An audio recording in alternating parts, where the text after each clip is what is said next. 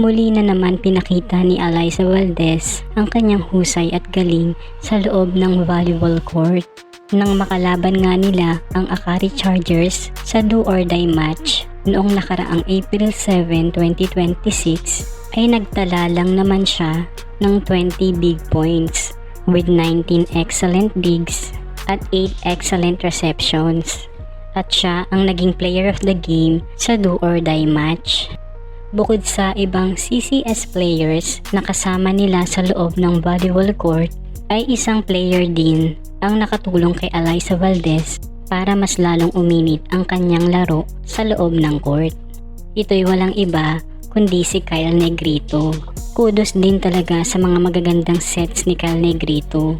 Kaya mas nag-shine si Alyssa Valdez sa kanilang game at nakuha din nila ang panalo sa Akari Chargers sa loob lamang ng 4 na sets sa scores na 25-23, 25-20, 16-25 at 25-16.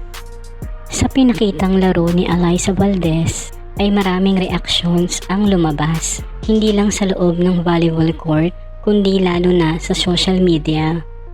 Kaya ngayon ay babasahin natin ang mga iba't ibang reactions comment sa TikTok tungkol kay Alyssa Valdez.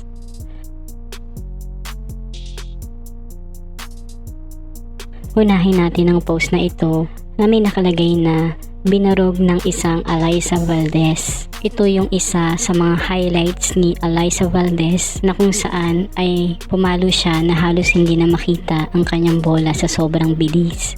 Basahin natin ang mga iilang mga comments.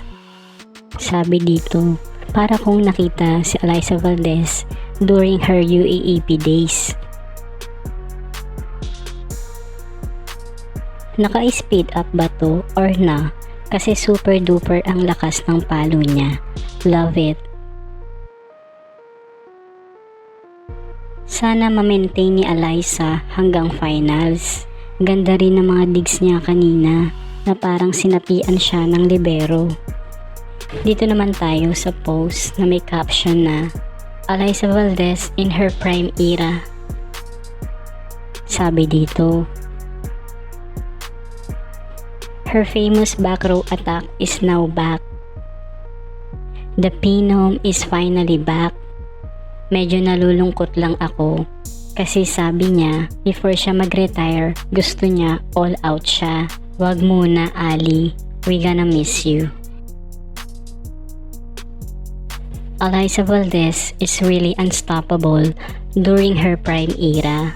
I'm happy that she is slowly going back to her old form. Dito naman tayo sa post na may caption na our Phenom is really back. Sabi dito, Alyssa Valdez, classic drop ball and vintage back row attack. The Phenom is back. Sabi pa dito, walang kupas ang Alyssa. Kaiyak, the greatest never end. I love you, our Phenom. Ito naman ang video post kung saan kahit si Coach Sherwin Meneses ay napahiyaw sa palo ni Alyssa Valdez. Kung mapapansin natin ang mga comments about kay Alyssa Valdez ay paulit-ulit nating makikita at mapabasa ang salitang Alyssa Valdez is back.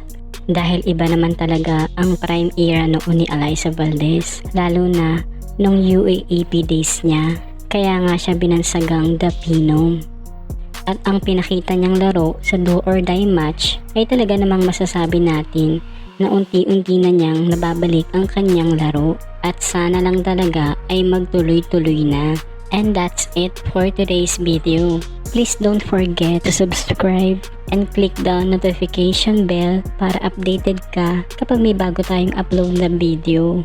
Tuloy ang laban at kwentuhan dito sa Puso ng Sports PH.